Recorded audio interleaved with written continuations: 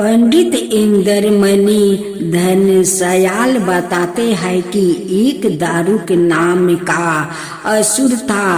दारुक ने कई वर्षों तक तपस्या करके बर्मा जी को प्रसन्न किया था। बर्मा जी ने प्रसन्न होकर दारुक को मन चाहा वरदान दिया। बर्मा जी द्वार वरदान मिलने पर दारुक देवों और ब्राह्मणों को अत्याचार करने लगा। उसके बाद दारुक ने सभी धर्मी के अनुष्ठान, हवन इत्यादि कार्य बंद करवा दिया और स्वर्ग पर भी अपना अधिकार जमा लिया। तब सभी देवता एकत्र होकर ब्रह्मा और विष्णु जी के पास गए और दारुक के द्वार किए गए कृत्यों के बारे में बताया। तब ब्रह्मा जी ने देवताओं से कहा कि दारुक का अंत केवल एक स्त्री ही कर सकती है, अर्थात दारुक एक स्त्री के हाथों ही पराजित हो सकती है। तब सभी देवताओं ब्रह्मा जी और विष्णु के साथ स्त्री रूप में प्रकट हुए और दारुक से युद्ध करने के लिए गए। लेकिन दारुक ब्रह्मा जी के द्वारा दिए गए वरदान के कारण अत्यंत बलशाली हो गया था, इसलिए उसने सभी देवताओं को पराजित कर दिया। उसके बाद सभी देवताओं ब्रह्मा जी और विष्णु के साथ शिव जी के पास गए और असुर दारुक के बारे में शिव जी को बताया। महादेव ने पार्वती की तरफ इशारा किया। पार्वती ने अपने एक अंश को शिव जी के शरीर में आधाय तारीख से प्रवेश करवाया। माता पार्वती के वो अंश भगवान शिव के गले में मौजूद विष से अपना आकार धारण करने लगा। भगवान शिव के गले में विष होने के कारण उस अंश ने काले रंग के वर्ण में परिवर्तित होना शुरू कर दिया। उसके बाद भगवान शिव ने उस अंश को अपने शरीर में महसूस करके अपना तीसरा नेत्र खोला। उनके नेत्र खोलने से एक काले वर्ण की स्त्री काली माता के रूप में प्रकट हुई। काली माता के माथे पर भी तीसरा नेत्र था। उनका रूप बहुत ही ज्यादा विकराल था। काली माता के कंठ में कराल विष का चिन्ह था। काली माता ने अनेक प्रकार के आभूषण धारण कर रखे थे। उनके हाथ में एक त्रिशूल भी था। काली माता के इस अवतार को देखकर सभी देवता डर कर भागने लगे। माना जाता है कि काली माता के हुंकार मात्रा से ही दारुक और अन्याय असुर जल कर भस्म हो जाएगा। काली माता के क्रोध की ज्वाला से संपूर्ण लोक अग्नि से भस्म होने लगा। पूरी दृष्टि को जलाते देख भगवान शिव ने एक बालक का रूप धारण किया और भगवान शिव शमशान में जाकर बालक स्वरूप में रोने लगा। जब काली माता की दृष्टि भगवान शिव के बाल स्वरूप पर पड़ी तो उनमें ममता और बत्सलाये का भाव जाग गया। काली माता ने उस बालक को अपने कलेजे से लगाया और उसे स्तन पान कराने लगी। तब शिव रूपी उस बालक ने दूध के साथ साथ काली माता के पूरे क्रोध को भी पी लिया था।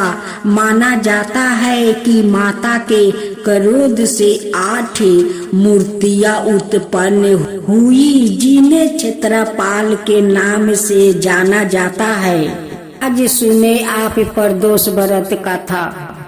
प्राचीन काल में एक गरीब पुजारी हुआ करता था। उस पुजारी की मृत्यु के बाद उसकी विधवा पत्नी अपने भरण पोषण के लिए पुत्रा को साथ लेकर भिक्षा मांगती हुई शाम तक घर वापस आती थी।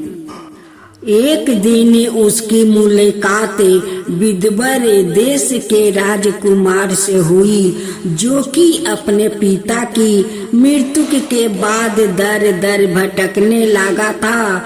उसकी यह हालत पुजारी की पत्नी से देखी नहीं गई। वो उस राजकुमार को अपने साथ अपने घर ले आई और पुत्रा जैसा रखने लगी। एक दिन पुजारी की पत्नी अपने साथ दोनों पुत्र को सांडील ऋषि के आश्रम ले गई।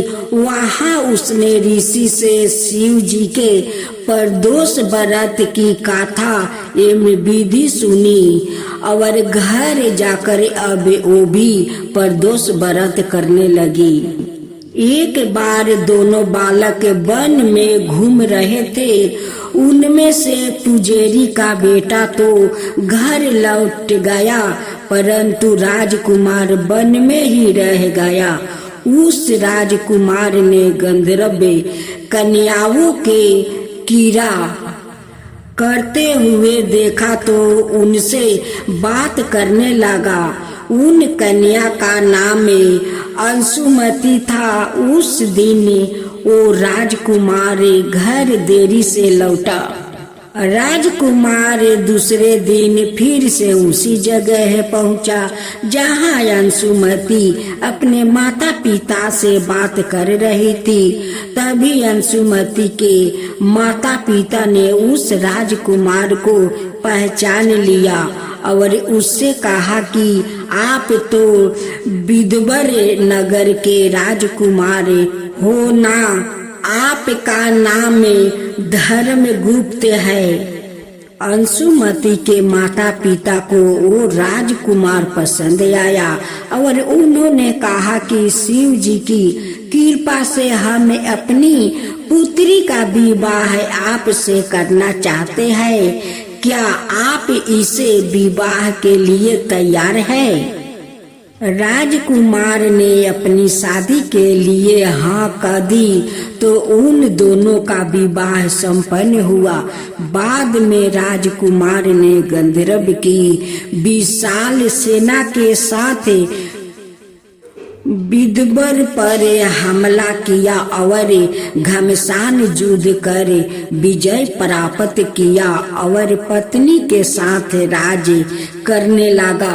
वहाँ उस महल में वो पुजारी की पत्नी और पुत्रा को आदर के साथ ले आए और साथ रहने लगा। पुजारी की पत्नी और पुत्रा के सभी दुखों वो दलिद्रता दूर हो गई और वो सुख से अपना जीवन व्यतीत करने लगे। एक दिन अंशुमती ने राजकुमार से इन सभी बातों के पीछे का कारण और रहस्यों पूछा। तब राजकुमार ने अंशुमती को अपने जीवन की पूरी बात बताई और साथ ही प्रदोष व्रत का महत्व और व्रत से प्राप्त फल से भी अवगत कराया। उसी दिन से प्रदोष व्रत की प्रतिष्ठा वो महत्व बढ़ गया और मान्यता अनुसार लोग यह व्रत करने लगे। कई जगहों पर अपनी श्रद्धा के अनुसार स्त्रियों पुरुष दोनों ही यह व्रत करते हैं। इस व्रत को करने से मनुष्य के सभी कष्ट और पाप नष्ट होते हैं। ये में मनुष्य को अभिष्ट की प्राप्ति होती है। जय शिवा ओंकारा प्रभु हरे शिवा ओंकारा ब्रह्मा विष्णु सदा शिव अर्धनी धारा। ओम जय शिवा ओंकारा एकानन चतुरानन पंचानन राजे शिव पंचानन राजे हंसासन उदासन विषिवाहन साजे। ओम जय शिवा ओंकारा दो भुज चार चतुर भुज सभुज अतिशोभे तीनों रूपन रखता त्रिभुवन जनि मोहे। ओम जय शिवा ओंकारा अक्षरमाला वैनिमाला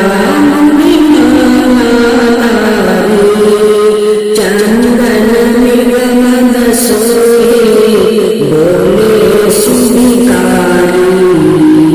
ओम जय शिवा ओंकारा शीतंबर पीतांबर गंगर अंगे सनकादिके महिमादिके भूतादिके संगे।